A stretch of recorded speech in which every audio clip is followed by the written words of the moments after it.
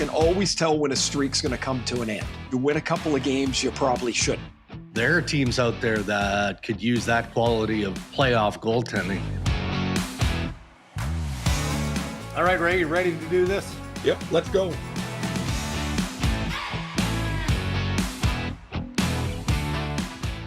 Powered by Rev Media in partnership with TSN, it is Season 7 of the Rain Dregs Hockey Podcast, presented by our title sponsor, Tim Hortons. The Tim's NHL Hockey Challenge is back. It's been back all playoffs long.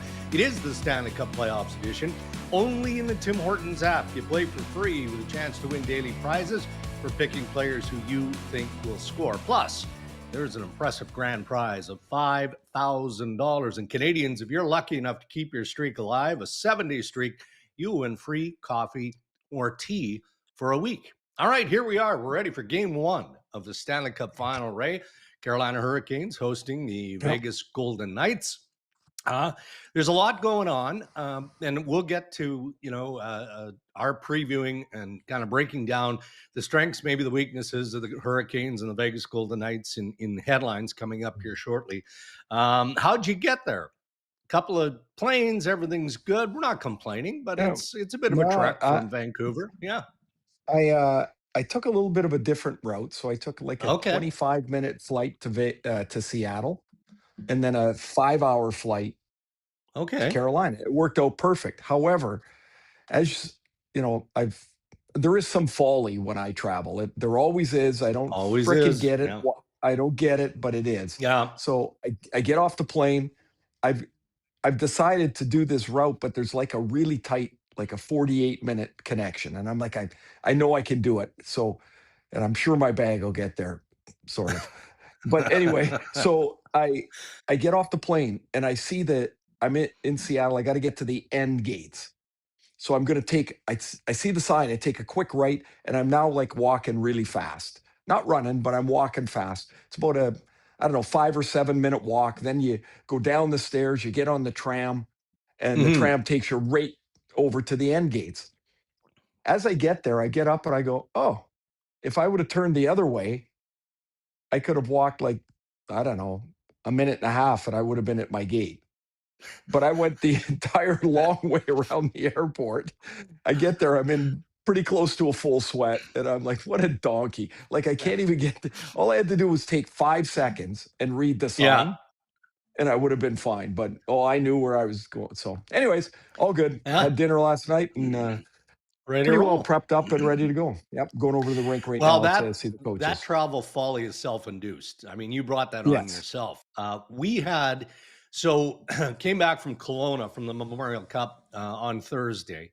And I knew we were in one because Air Canada changed its normal Air Canada flight direct Kelowna to Pearson in Toronto to a Rouge, Air Canada Rouge. Which for those listening in the States is more the economy model. Right, right. And Holly and I went from sitting together in really nice seats to being apart in middle seats, completely different rows and all that. Anyway, whatever. So we get all that kind of more or less sorted out. We end up sitting together. But we land in Toronto at Pearson, and they can't get the tunnel to connect to the plane. So you know how that gets. People are upset because they've got connections they've got to get to and all of this stuff. So that probably goes on for the better part of 10, maybe 15 minutes before they just abandon ship. They just say, all right, well, this isn't going to work. And short of backing the plane up and reparking, they're like, nope, we're going to bring stairs in and everybody's going to deplane, get on a bus, and then the bus is going to take us all around. So this whole ordeal was 45 half an hour? Oh, 45. But it actually, the only reason I wasn't bubbling with frustration is because as we got through to luggage, there's our bags popping out. So we'd either been waiting at Pearson, which is noted for being among the worst airports out there for luggage, especially, right? But in this case, we saw around the entire facility tour on a bus at Pearson. Now, and then where we go. That's not Air Canada, right? That's the airport. It is the Like the, airport. You're right. Yeah. but of course people are like Yeah. Mad at Air bitchy Canada. at air. Yeah, and it's like it's got nothing to do with them. But oh, by the No. way, my phone just fell for those I watching on see YouTube. I this. I see apologize. this. I didn't know. Yeah, I thought. I've got this great holder that's in Vancouver, Oh, that I forgot. yeah. So right now, I'm gonna hold it right. How's that work? Now, Zuby, how we doing there, kid? Just Because just put a sock down so that the phone doesn't slip, and then put it up against like a oh, you've mug or done a that, cup have or you the ice before? bucket. Yeah, I've done that. I got the ice bucket right now. So Okay. we're working on things. It was. Oh, really? Because I did that. And how's it I working? I I thought hate you were this having a medical frickin' thing. emergency there for a second. I didn't know what No, was going on. that would only be if I was making tea in the morning. Would I have had a medical emergency? That's perfect. All right. Oh, there you Well, go. yeah, now we're set. We can get into the headlines because we've got a lot going on around the National Yep. Hockey League. And that includes, obviously, again, setting you up for the Stanley Cup final.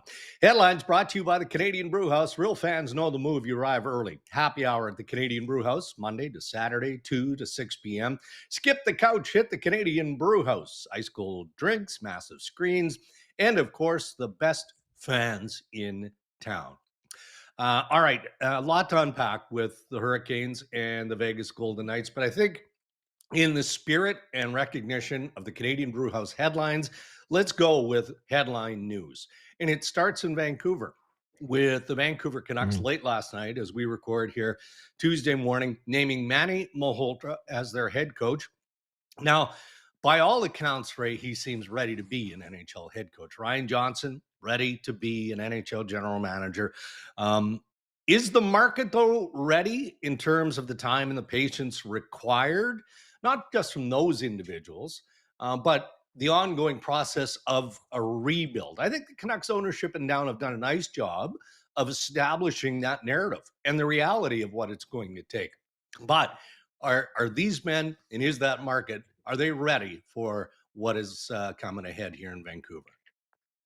Well, they're ready till they get knee deep in it, and then there will be impatience, like I'm sure Yeah. there is in most places. But there is no fast path. If you're going with a accumulation of assets and draft capital and guys that you draft and you bring in and you develop, well, it's going to take some time. It just is. And so, whether they're the biggest, I used this phrase a long time ago, and it seemed to catch on a little bit out in Vancouver, just like a no plan. And what the no plan is that you drive down a road and halfway down you decide to go somewhere else. The biggest mistake the Canucks can make is start on a redevelopment of assets, rebuild, uh, accumulate these young players and picks, and then in a year go, oh, hey, we're a little bit ahead. Let's change. Like Yeah. that's the impatience I think that people need to understand should not happen. And wherever the alignment is from the Sedins to Ryan Johnson now to Manny is Hmm. that has to be in step. And I think they are. I 100% think they are. And so does the market have patience for it? Well, I would say the other way didn't work. So this is the right way. It Yeah. really is. And I'm good with this, and we've talked about it with Ryan Craig, with Vegas, with some of these other developing young coaches, Mm, right? Look, you can only stand in the way for so long. Manny Malhotra is a good coach. I think he's proven that to this point of his coaching mm, career. So why wouldn't you give him a chance in Vancouver? Nobody knows him better mm. than the Sedins and RJ, Ryan Johnson, right? Nobody Yeah. knows him better and what he's capable of based on how he's coached some of the young players they have playing at the NHL. Well, uh, I think in some cases you overlook the really the most obvious answer, and this is in life too, that's right in front of you because you're looking around somewhere else for something greater and bigger and brighter. Yeah. And 2 years ago, they won the Calder Cup, and Manny was the head coach. He's got a pretty impeccable reputation from as a player for his leadership quality. Mhm. If you talk to him and listen to some of the bites, you'll see he's part of the this is the new wave of coaching, right? And Mhm. it is, Rod Brindamore's not young, but Rod's part of that. And if you Yeah. look at the newer, younger guys that are Marty St. Louis there, Marco Sturm is there, just off the top of my head, those would be a couple of them. Mhm. Manny's one of them. Ryan Craig will be a head coach in very short order, whether it's in Vegas or somewhere else. But those are the Yeah. guys that are coming. The way they deal with people and players that are of an age group that you have to deal with in their language. And Mhm. I think that's really important. Our I do language too. is different. And the way Yeah. that the coaches dealt with us was the way we understood. But the new guys, the younger guys, understand something different. And they've got a very, very good coach. He will not be overwhelmed. And they got a long road ahead of them. But I think it's no surprise, Manny's the guy. And I think they've made a good hire here. I know All they right, have. let's go to Montreal. Brendan Mm, Gallagher is a friend of yours, a friend of the mm, family, a yeah, friend of the Ray and Dregs podcast. Man, it was tough watching him meet with the yeah. media, wasn't it? Tough because he's such a good person. Like he's a high character guy.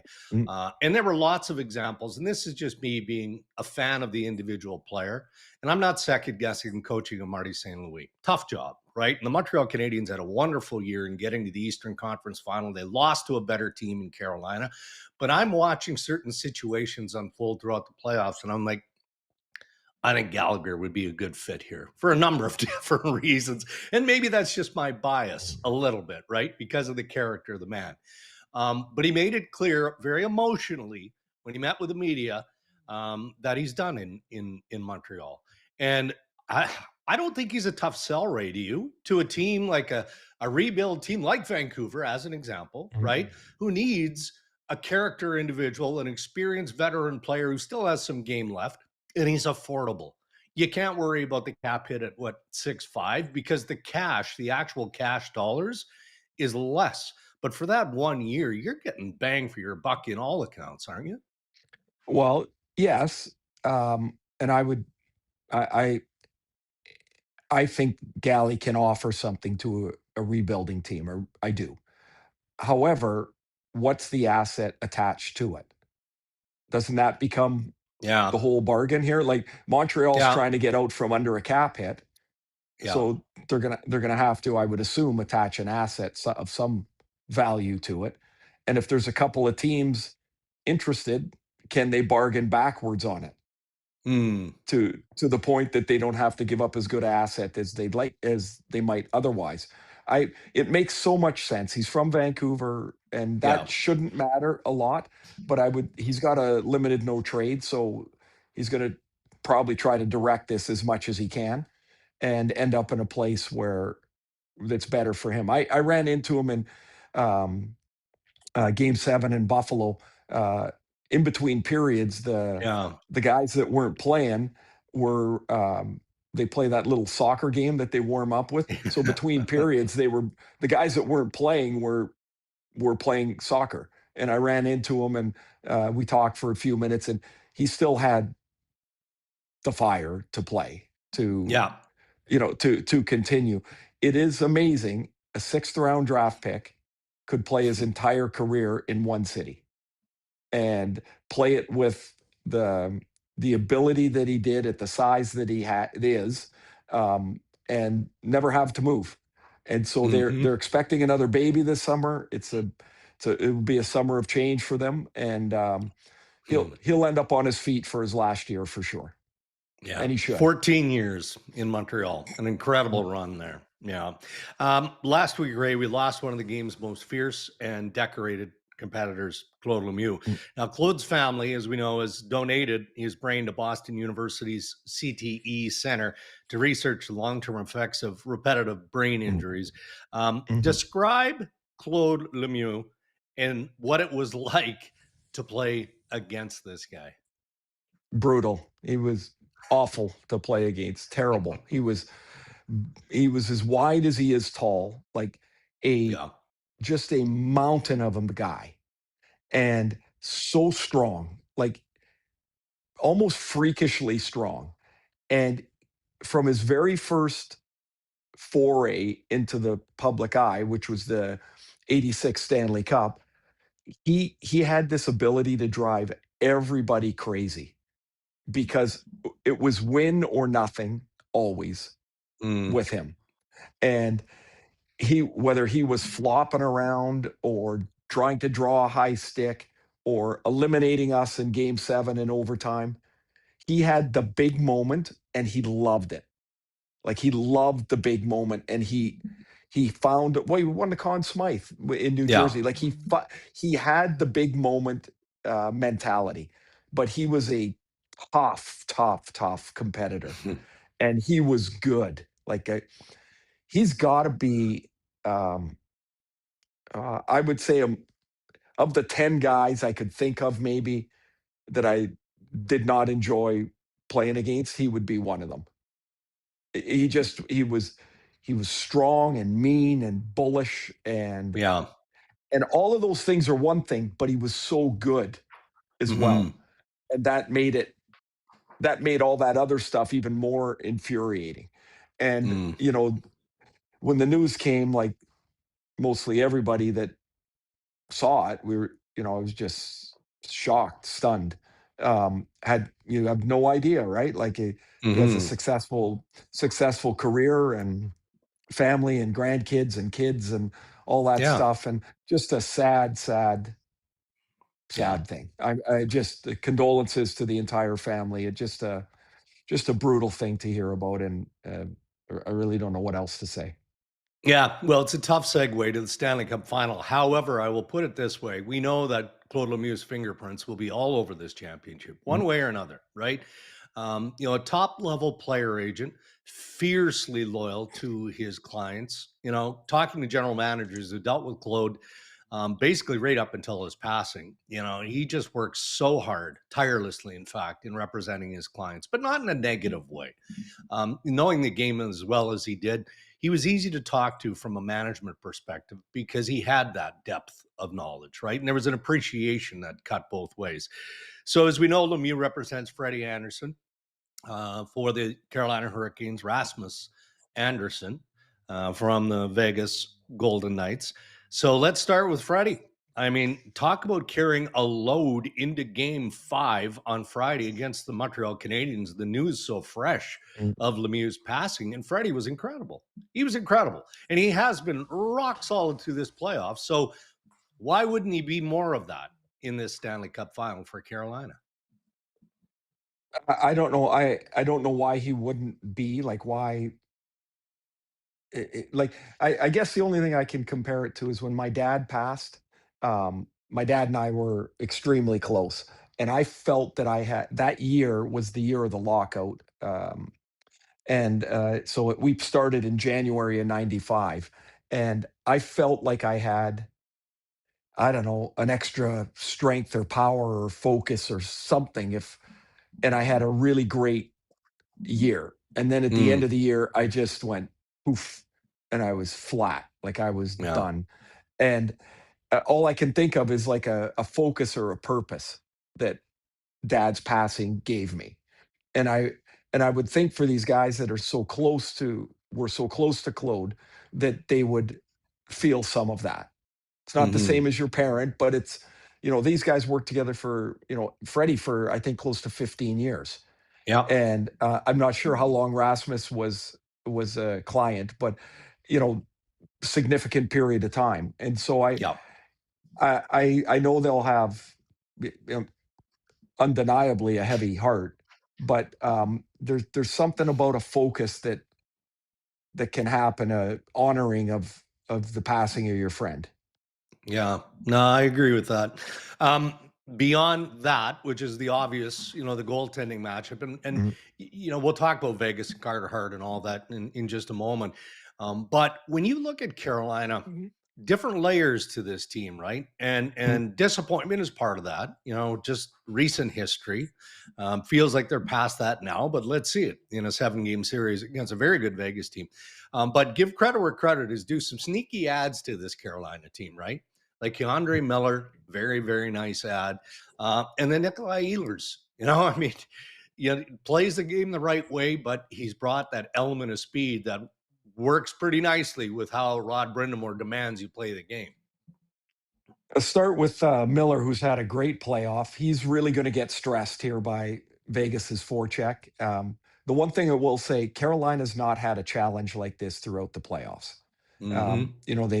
They've gone right over top of Ottawa and then Philly and now Montreal. None of them are built the way that Vegas is built. There'll be a challenge that Carolina hasn't had to face yet, and that's the next and the biggest hurdle.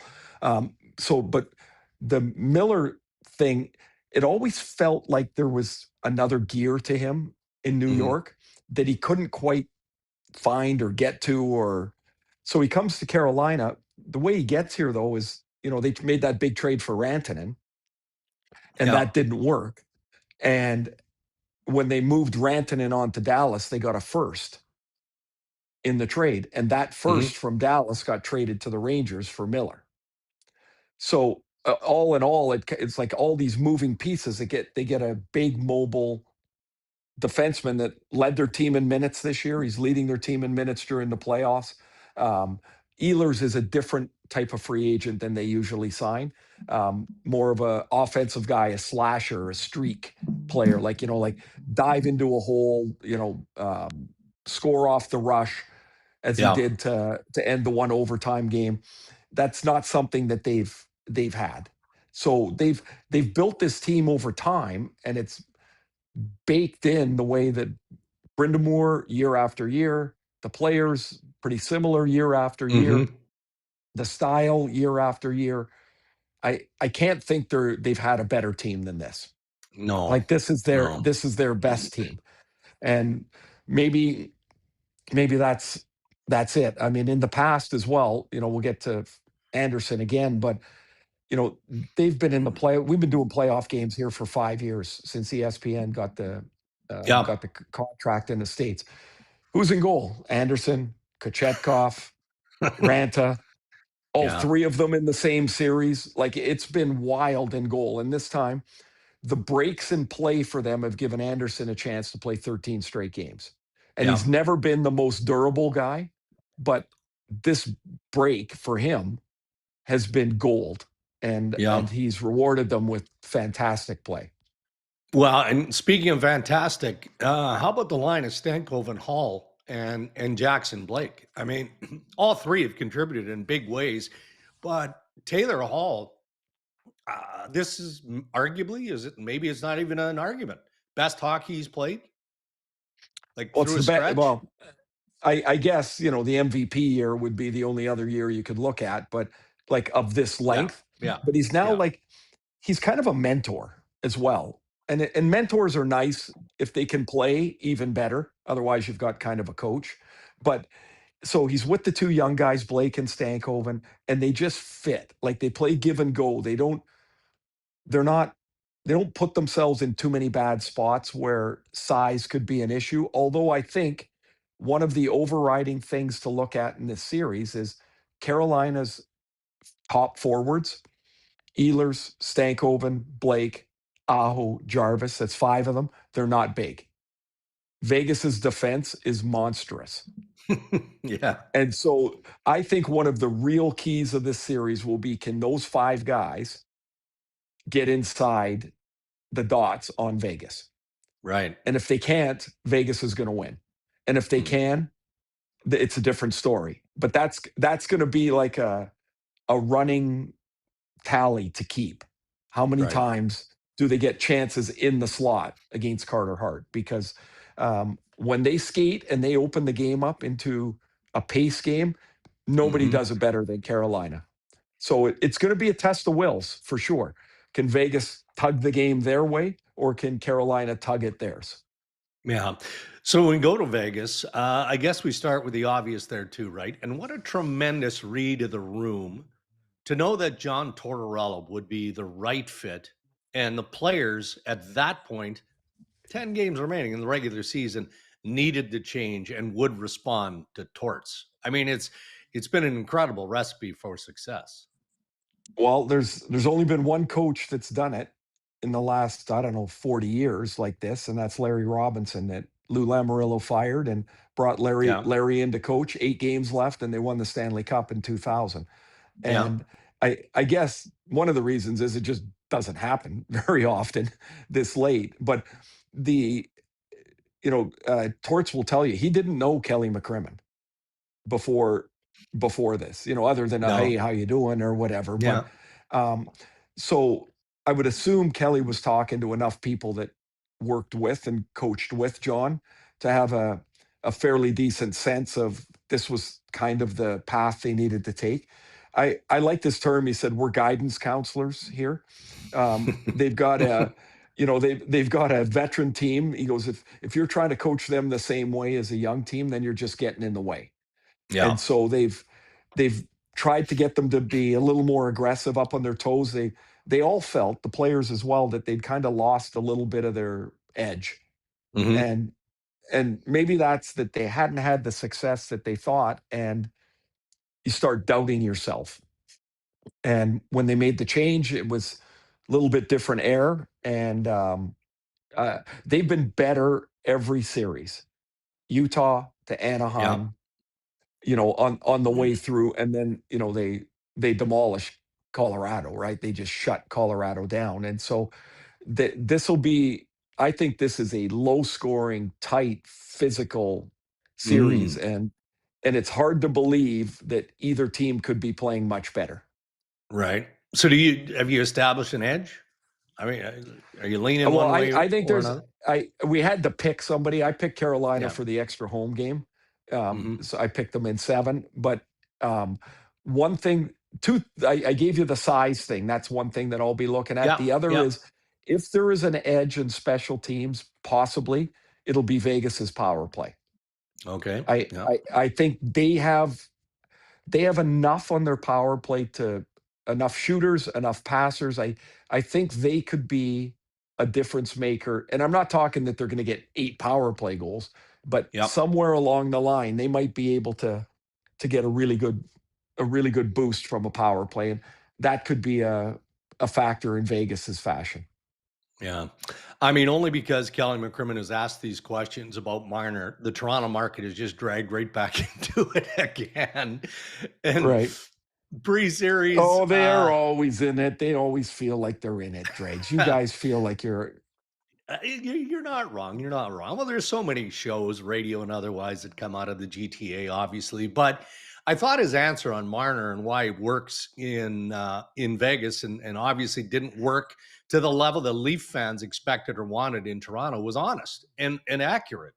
You agree? I mean, he just simply says, "Look, we're deeper and we're better." yeah. And Toronto had good teams back then. But in Toronto, Marner had to be the guy or one of the top 2 guys, right? To Yeah. to lead that Well, team, and that's not the case in Vegas. no, I I mentioned a few weeks ago somebody had floated this thing about being around guys that had won before. Yeah. We were sitting out after a game somewhere, and they brought that up, and I was like, "Oh, that really makes sense that if nobody really knows the way to lead and to win, and really none of them in Toronto did because Yeah. none of them have won, and they're all trying to figure it out at the same time, and they all had outsized importance on that team, and it just didn't work. So he comes Yeah. to Vegas. I mean, eh, he looks free when he plays. He really does. He looks less stressed. And some of that, of course, is they're 12-4 in the Yeah. playoffs, right? So that probably helps too. But he's, their line is one of 3 lines. It's not one of Mhm. 1 line or one of 2 at max that's going to score. So, you know, Jack Eichel, they're in the finals. Jack Eichel's got 2 goals. Mhm. If Vegas had lost somewhere along the way, do you think that 2 goals would be a factor? Of course it would. Yeah. But Yeah. nobody talks about it because Dorofeev has got 10 and Howden's got 10 and Marner's got 20 whatever points, 23 points. They're all on different lines. Yeah. And so that changes, and now that Hurdle seems to be unlocked a little bit, that and Stone's back, like they don't need one guy to lead the parade. They need a bunch of guys in the parade, and that's kind of what they've got. Excellent stuff. This is kind of an abbreviated version of the Rain Dregs podcast because it is a game day, and we've got to get you on with what's going on, and that's prepping for the big opener tonight of the Best of Seven series. So those are your headlines. Thank you to the Canadian Brewhouse.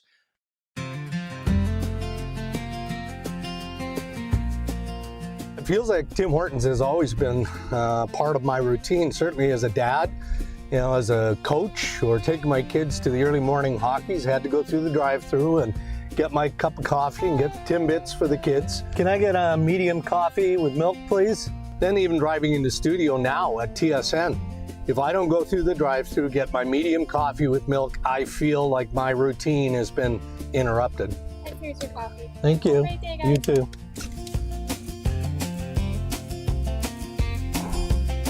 Only way to start a day.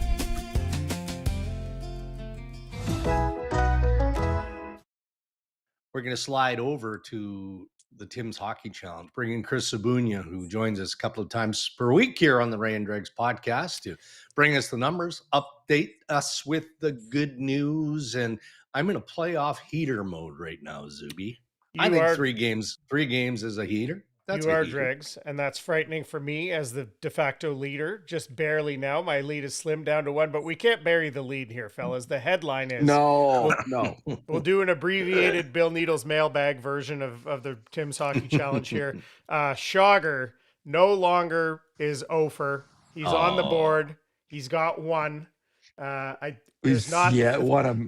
golf clap. There's not enough games remaining for him if he got 1 right every night to even take over the lead. If he hung around, as I've got 9, Dregs has 8, Ray's got 7. It's all up for grabs here, fellas. It could happen. Anything could happen here. I got a question. Dregs was talking about the promo, 7 days in a row. So there's a chance Rashog could win a coffee.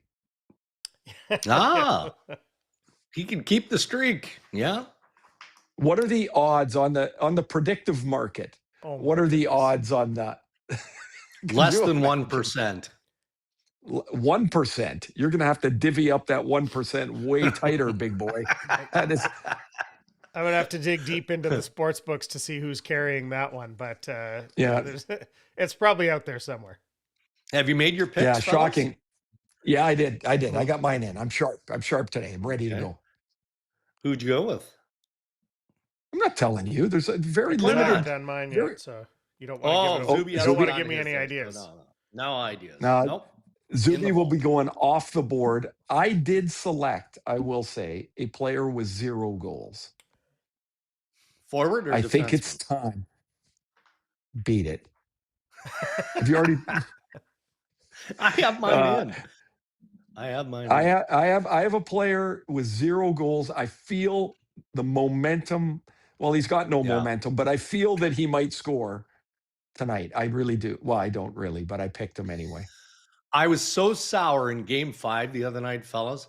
We've talked about the end of game, the empty net strategy, and having certain players out there. So I purposely took Jordan Martinook in Game 5. Yes, good pick.